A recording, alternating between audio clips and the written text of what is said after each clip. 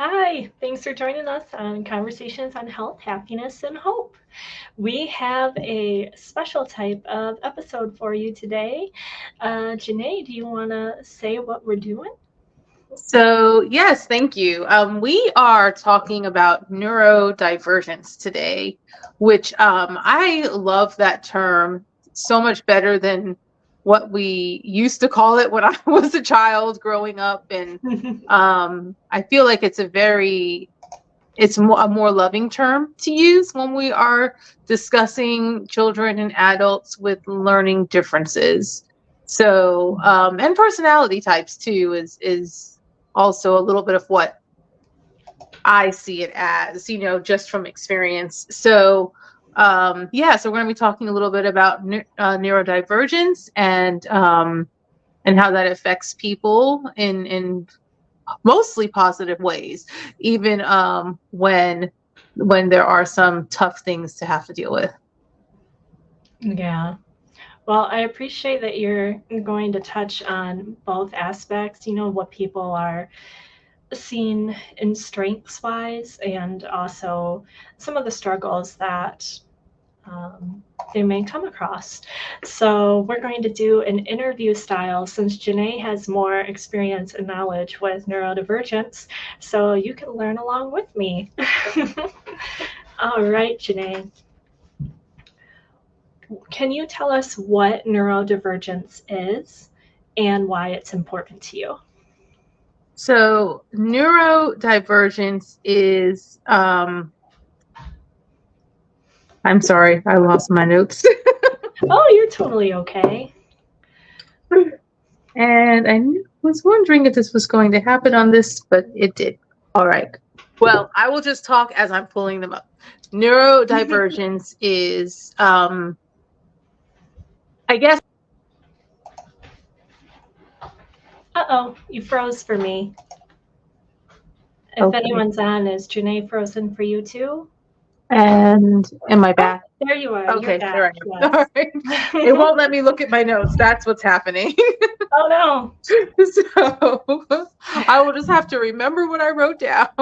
Here, let me see if I'm able to help you with that in some way. Okay. All Check right. your Well, if it's possible, you can copy and paste it into maybe an email and send it to me. Yes. Yeah, no So problem. that would be perfect. So neurodivergence, I think, covers a lot of what we would typically call atypical behavior. And most of my experience has been from a child's point of view. So children with ADHD, autism, Asperger's, any other type of developmental delay or challenge that a child would have or a person would have, because these go into adulthood as well. And sometimes a lot of us find that as we're watching these things in the people that we work with, and then we read more about it, it's like, oh, well, that makes you start feeling these connections like, oh, I do that, I feel that way. And it's like, oh, maybe I am adult ADHD or an adult with autism. And you realize that it's not something to stigmatize. It doesn't need to be stigmatized. I see them as personality traits. And once you're able to kind of accept it that way, then I am personally able to work with it in a very loving and caring way. Whereas, if I'm being judgmental about it, and maybe denying that there is something else going on besides just a person being stubborn or just being selfish, then that's where a lot of conflict comes from between people, from my point of view. Well, I appreciate that. I always feel like we have some good things to point out. So I'm just putting some comments in there for certain quotes, and I really like that it does not need to be stigmatized, and you think of them as personality traits. So just put that in the comment. Oh, nice. Yes. And both of my children are neurodivergent. diagnosed. So my daughter is ADHD. My son is also ADHD, and he has ODD, and I can never remember the exact wording, but it's like the oppositional distress disorder, something like that. It's ODD, and really what it is, it's like when you tell him to do something, he does not want to do it. And that's very typical of just children in general. But where it becomes an issue is that it affects his everyday life. Like most kids will be like, oh, I don't want to do that, and they just go do it. But with him, it just really hindered him from just like even following simple instructions, or it just really got in the way of the enjoyability of his life. So with him, I had to learn different ways of saying things. And at first, it was really frustrating because I come from this old school background. I'm your mom. You have to do what I say. And like, why is my child not listening to me? But I learned that, even something like, oh, it's time to go brush your teeth. That's not enough. It's not enough of a kind way to say it to him, even though it is a kind way of saying it. For most children, saying it's time to brush your teeth is fine. And they'll be like, okay, or they might get upset because, what kid likes to brush their teeth? But they end up going and doing it. But for him, I have to phrase it differently. I need to do it. I need to say, what I found works for him is like, oh, by 6 p.m., we want to make sure that our teeth are brushed and that we're ready for bed and we've gone to, the bathroom and all of that. And so it's just the way in presenting it to him with that, which was really interesting because I didn't even really find that when I was looking for information on it. It was just like, oh, your child has this. That's you just kind of have to deal with it. And I'm sure there's a lot more information now on it. And of course he's older now, so it's not as difficult, because he will verbalize and he will say, when you tell me this, it makes me not want to do it. And I'm like, okay, well then how do we need to get this done, because I'm seeing it's not getting done and I need it to get done. And then he'll come back and tell me, well, how about if we do it this way? And so we're able to like kind of work with each other in that way. So it's good. My daughter has other issues, and one of them is trying to stay organized and clean and, that kind of thing. And I mean, I have those issues too. But with her, it's very, very pronounced. And the problem, so it's not a problem until it starts to interrupt your day-to-day life. And so for her, it can be to the point where it's like she doesn't want to invite friends over because her room is so messy, or she wants to clean her room, but she doesn't even know where to start. So after there's a lot more information on ADHD and that kind of thing out there. So there were a lot of helpful things about how to help organize and all of that. But what I found extremely helpful, which I know doesn't come in until a question later, but I did find this one source that explained it so nicely as they were doing a video of cleaning a home and how they clean for a person with ADHD or with OCD. And I was like, oh, and then like the bells went off. I'm like, oh, okay, now I understand. So and doing that has helped a lot, for her, because then it shows that I'm respecting her and not telling her that she's wrong or bad for the way that she sees the world. But then also being able to have her respect my boundaries when it comes to, keeping things organized in the home. Yeah. Well, those were both great and helpful examples that you shared regarding your children. So I like how you were talking about rephrasing in a kind or loving way, because your son is actually able to tell you, like, when you say this, it makes me feel. And is that something that you've kind of needed to work on with them, was being able to express those feelings when they're being asked?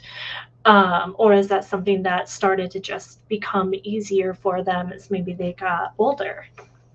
So I think both. So at first it was hard, because as we have kind of a traumatic history, especially them growing up.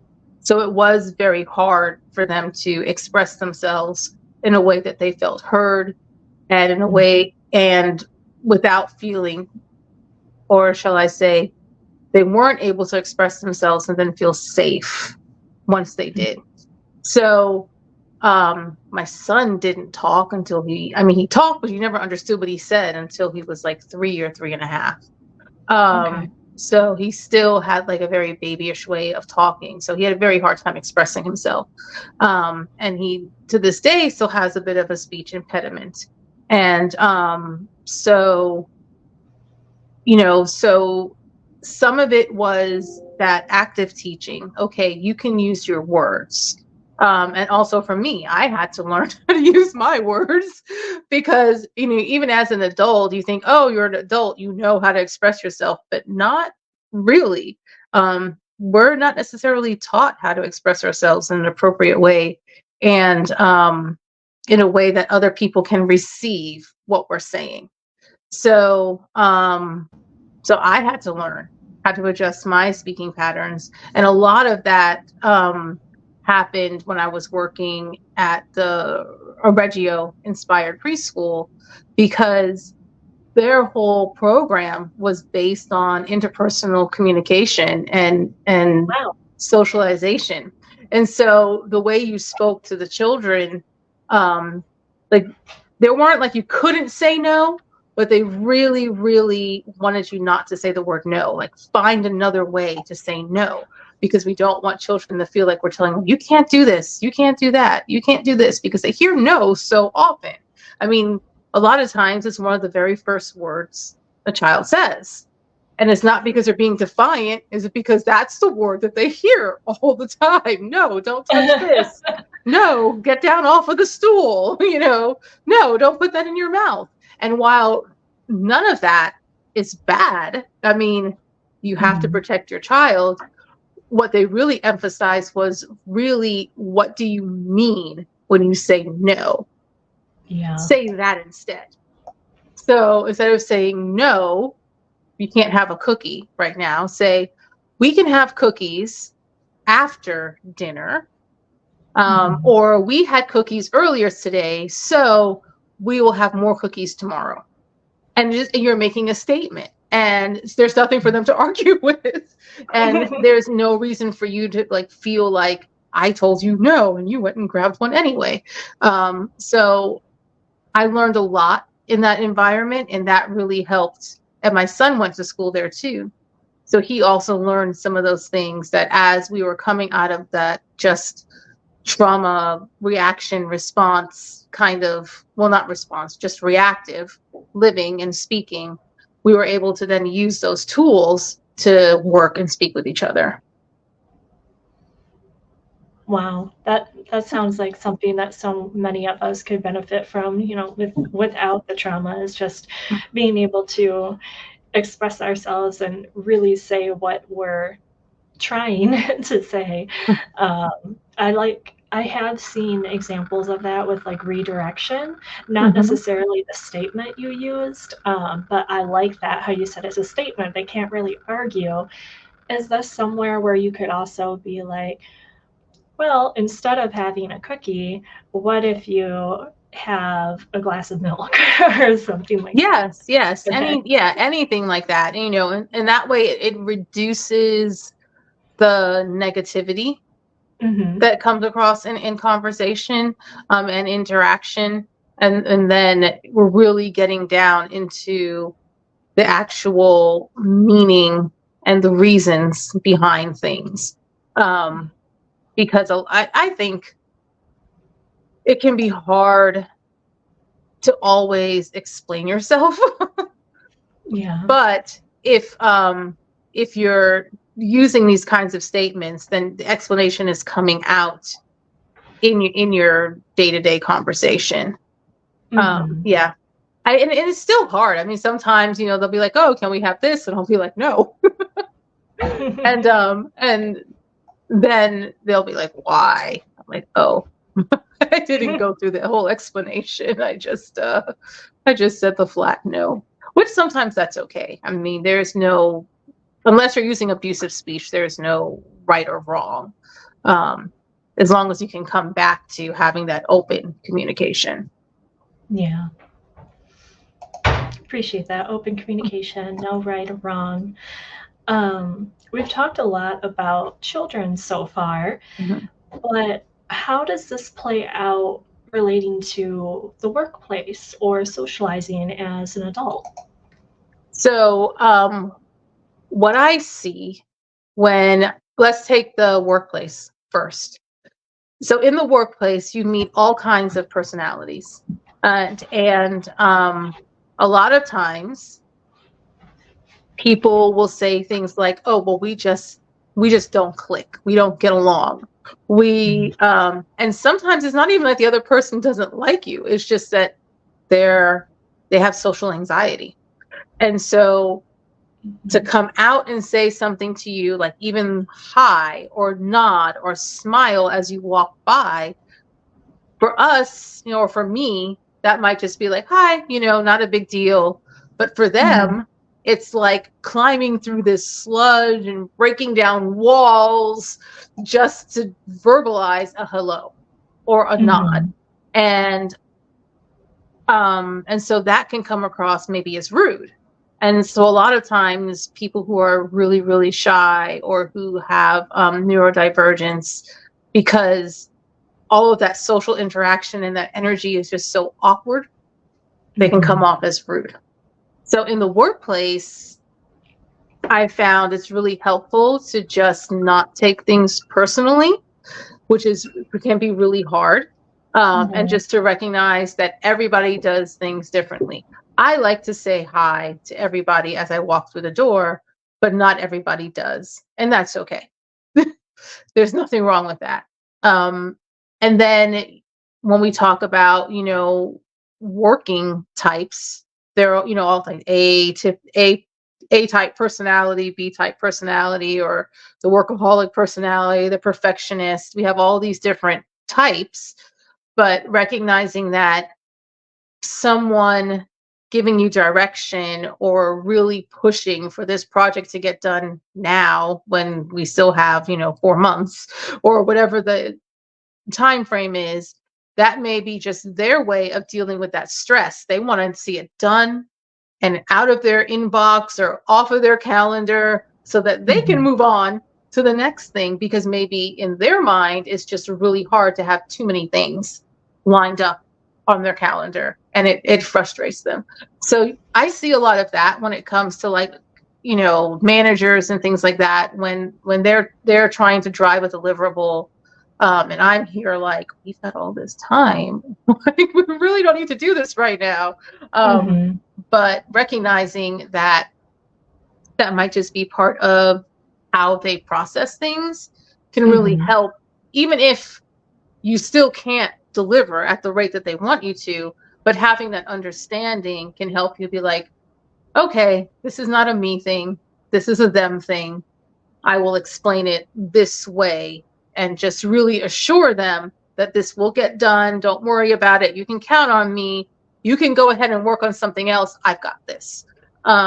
So it really just helps, those connections in the workplace, because we spend a lot of time in the workplace. We don't want to be at odds with everyone, even with just one person in the workplace. I mean, it can make your life miserable. I think that having a healthy work environment is very important, and going into it knowing that there are people with neurodivergence, and they don't have to disclose that. They may not even realize it themselves. So that just going in with that kind of awareness can help you as a person just really learn to accept other people's personalities and traits, and deal with them in a kind way, while still respecting yourself.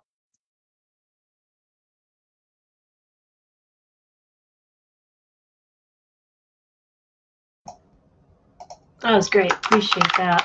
I definitely used to be one of those people that was extremely anxious whenever I got an invitation to anything or an urgent email, and I thought, oh goodness, I'm in trouble. What I do? Because like my mind used to go there all the time, and thankfully I've started receiving them like, okay, I know this is where your mind goes, so nothing's wrong, this is okay, or this is a good thing.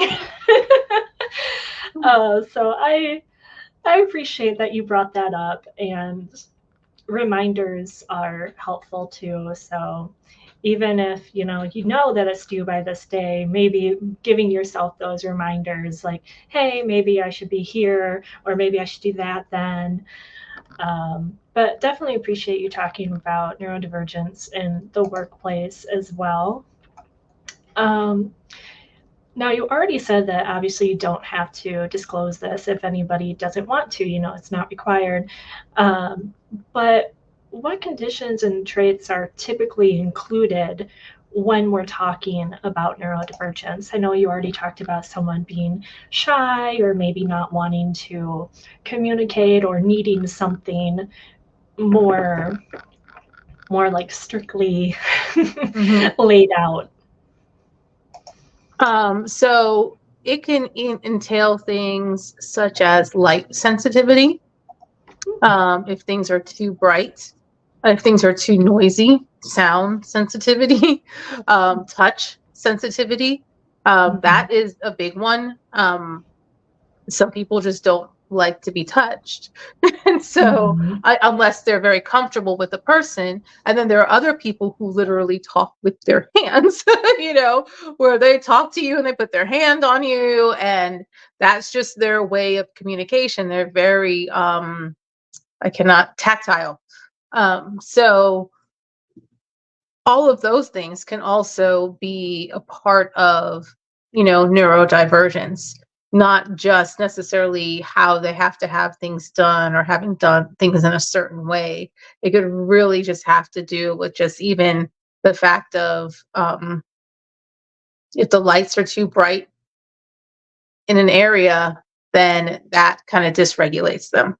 And so once you're dysregulated, it can be really hard to do anything except think about how you are just completely uncomfortable and want to get out of the situation as quickly as possible. Yeah. Appreciate that. So light sensitivity, touching, or like physical sensation is something that we should be aware of as well. So my mom is watching. Hello. She says some people have a different process for doing things. Others may feel they're going nowhere fast. However, they still may complete the task at or before the deadline. That's a great point. Thank you so much. And I think we've all probably had that moment of, oh man, I'm just not getting much done today because this really took me a long time, or this was just, confusing. And then the next day you're like, oh wow, I've actually got all of this done. What a nice surprise.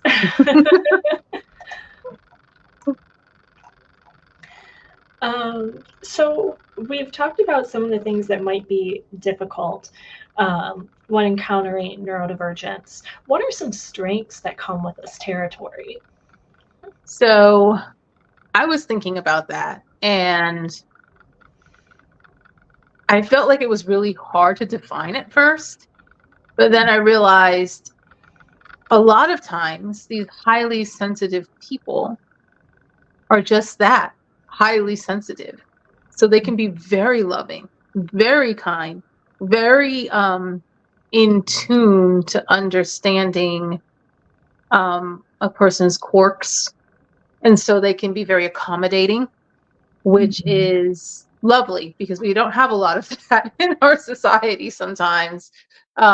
Being able to accommodate somebody else's wishes or needs is, I always put the caveat within your boundaries. You don't ever want someone stepping into your space where you're uncomfortable. So, but a person who's neurodivergent can be very accommodating and very understanding. And a lot of times we see people with neurodivergence. I mean, not a lot of times. In every field, we have people who are neurodivergent, but especially therapists, counselors, coaches, teachers, people who really can see that mirror in another person and learn how to teach or incorporate that and to help guide and build another person. So a lot of times neurodivergent people are givers, they're helpers. They're very, very smart, very intuitive, because a lot of times they have to be. They have to be intuitive in order to navigate in this world with their particular sensitivity. It is really difficult. So it takes a lot of emotional strength and tenacity to do that. That's wonderful. Just a wonderful way of saying that they're going to be very loving and accommodating and understanding and have tenacity and strength. When you were talking about how highly sensitive and how that can be a strength, it made me think of a book. Now, I have not read this book. I've only heard of it and know someone who has recommended, so I can't think of the title or the name, but I can put it in there later, where it's called The Highly Sensitive Person, so HSP. Yep. And apparently that's something that is coming more and more apparent, and just understanding exactly what you were talking about. There's nothing wrong here. We just need to be able to look at it in a kind way. Mm-hmm.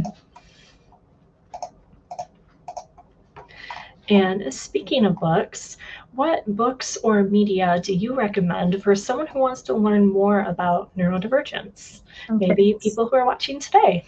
Yes. So I wrote down some, and so I like to listen to a lot of podcasts. So 2 of them, I listen to anything by Mel Robbins. Nice. Now, she doesn't necessarily talk only about ADHD or neurodivergence, but she talks about a wide spectrum of social interaction, a wide spectrum of just basically how to move one step ahead, if you're trying to succeed in something. So I found it very, very helpful because it can be really inspiring. And then she also does a lot of interviews with professionals. So I like to listen to hers. There is another one called The Crappy Childhood Fairy. And she focuses on CPTSD. So it's a lot of times people who have been through a traumatic situation that have PTSD. CPTSD is complex PTSD, and that is usually that stems from traumatic experiences in childhood, which then causes dysregulation, which then you end up being put into one of these neurodivergent categories, whether it's ADHD or autism or, highly sensitive or, whatever it is.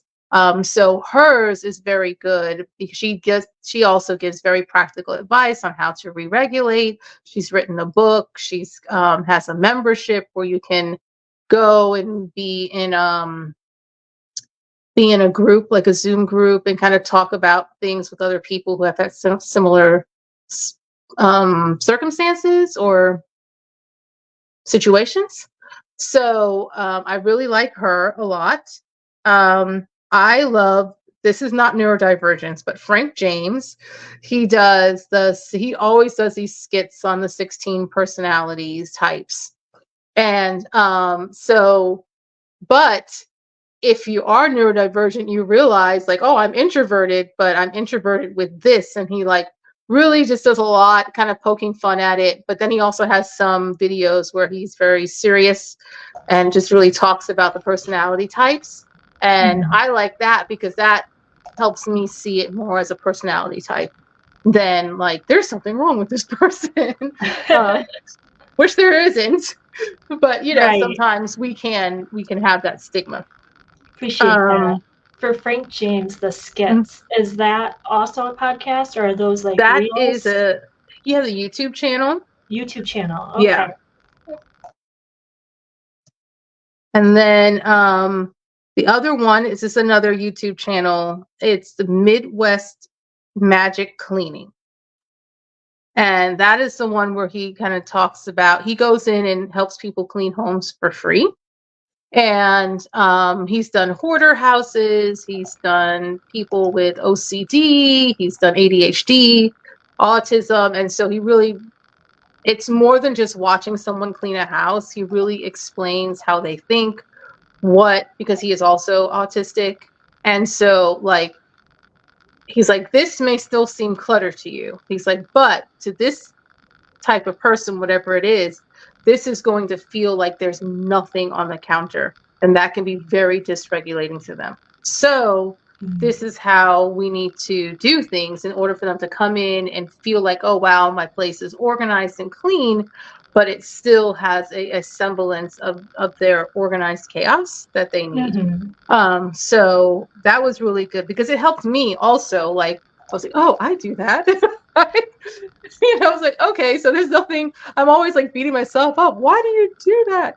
But okay, this might be why. And because that's just how I need to see it in order for me to remember that it's there, because, out of sight, out of mind. And so that was a really, I loved that one. And that one was also one that really helped me understand my daughter and her style and her need, because that was her way of controlling her environment.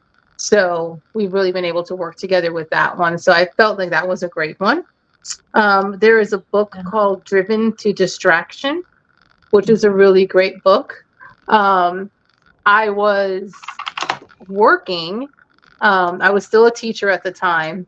And my boss came up to me. She was like, you know what? I have a really great book that I think you would like. And so I was reading that one, and she was like, it's really helped me. And so I read, it's great. I mean, it's great. It's literally about, all the things that distract you and how to kind of bring your focus back in and organize your thoughts and making lists and all of that kind of stuff. So those are the ones that I had thought of that I liked off the top of my head. And I'm sure I'll remember other things. Well, thanks so much for all of those great suggestions. I definitely want to check out Midwest Magic Cleaning. In the house that I grew up with, my mom called us all surface abusers. And it drives my husband crazy too. So I think I should look into that. I also want to point out, I had a friend message me her favorite, and now I believe this is a book. It's called Your Brain's Not Broken. And yes, I've heard of that for one. ADHD specifically. So nice. Definitely appreciate that. And if she wants to be called out later, I can add her name. But I am going to add all of these into the comments now. And then if there's anything that we need to clarify later, like the author's names or the exact title, we can add that. But that's fantastic. I myself have been wanting to learn more about this, as I find that I have some similar traits and just processes that have come up within the last year or so that have made things harder. And I'll watch these like Instagram and Facebook reels on, oh, my girlfriend with ADHD or my girlfriend with ADD. And I'm like, oh my gosh, that's what I do. It's like affirming. It's like, oh, okay. Exactly. So I'm going to look into these. Thank you so much for that. And I hope our audience finds this helpful too. Got just a couple more questions for you. It's just been fantastic having all this info and this conversation with you. As someone who strongly relates to this topic, what are 2 things you want us to know about neurodivergence? So I think the first thing is that it's okay. It's going to be okay, and it's okay. This is a personality trait.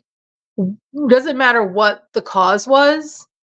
This is, where you are or where your child is or where your coworker is at this point in time in their life. And then the second thing is just to keep an open mind, and be very kind and gentle with yourself and with them. Because especially if you're in a dynamic where it's really difficult, as you're working towards a kinder approach to the situation, there will be times where you're doing a great job and other times where it's like, you just, it, you backslide or you lose it. And if you are a person who's trying to work with yourself, there are times when, let's use cleaning, for instance, for me. Like, there'll be times when, I've had great weeks where everything is just organized and put away and it's just going good. And then like something will happen at work or my schedule will change. And then all of a sudden I turn around and I'm like, what happened to my house? Yes. What's going on? And that's okay, because stress is deregulating or dysregulating. And so if you're dysregulated, it's really hard to do anything in a way that would seem, I don't want to use that word, but it's really hard to get back on track to where you want to be. So just be kind and gentle with yourself and be kind and gentle with other people and keep an open mind. Great reminders. I put those in there so people be able to see that. I appreciate it. And I believe this is what we've already said. So what words of support do you want to share? That just yeah. So just be kind and gentle with yourself, and it's not try not to think of it as a good thing or a bad thing. It's just a thing.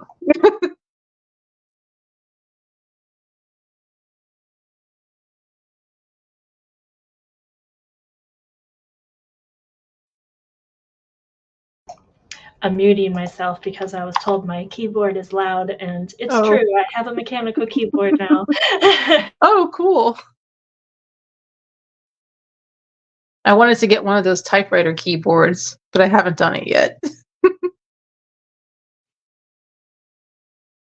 And I'll be taking notes in the meeting, and I'll have to mute myself too. Yep, same here. But I hope you like it if you get the typewriter keyboard. All right. Well, we covered a lot of great things, and I really appreciate what you brought here. One thing that I wanted to ask as well that I didn't think of ahead of time, just because, again, I don't know a whole lot about this, is autism considered neurodivergence? Yes. So from what I remember learning about autism is that even ADHD is on the spectrum of autism. So and autism is a spectrum. So there's high functioning, and there are some where it's really extreme. And then a lot of times neurodivergent comes with comorbidities. So there will be other things that a person is dealing with as well. So that can exacerbate the symptoms. And, autism is very much like ADHD, but more. Yeah. So it can have, so even like ODD is on the spectrum. So is OCD, all of that, under that spectrum. And I guess in order for them to diagnose you with autism, I think you have to have many of those symptoms happening all, consistently. So even I have as a teacher, I've had students with autism. I've had friends with children who are autistic. I've had friends who are autistic. So there are a lot of ways that they learn to cope and to deal, and it helps them when other people are understanding of what they need. And then I found the most successful ones are the ones who are able to instill that idea of communicating with people. I need a break. Yeah. I just need to go in my room for a little bit, or I'm going to walk away right now. Even a simple little thing, saying something so that people don't think that you're just dismissing them, because that's part of growing. Even it doesn't matter what your situation is. It's always very important to learn how to communicate with other people, so in a kind way. So the same way we want people to accept us for our diversity and differences, we want to be able to show that same compassion to other people. And that's just part of the growth and learning, even for someone who is highly autistic.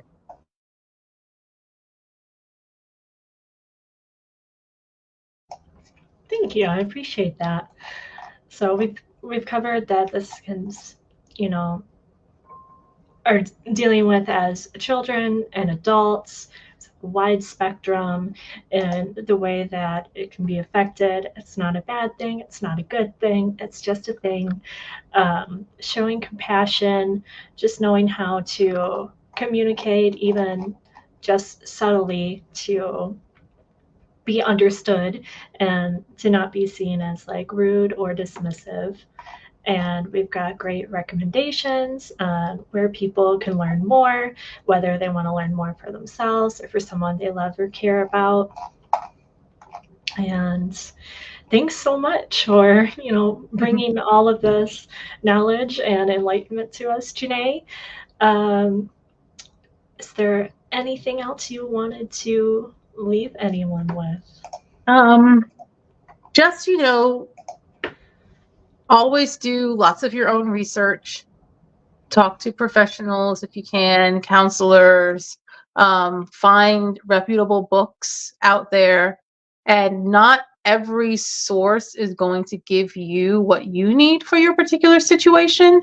So just keep reading, find different things, and then find what works for you. And that will be the best way to move forward.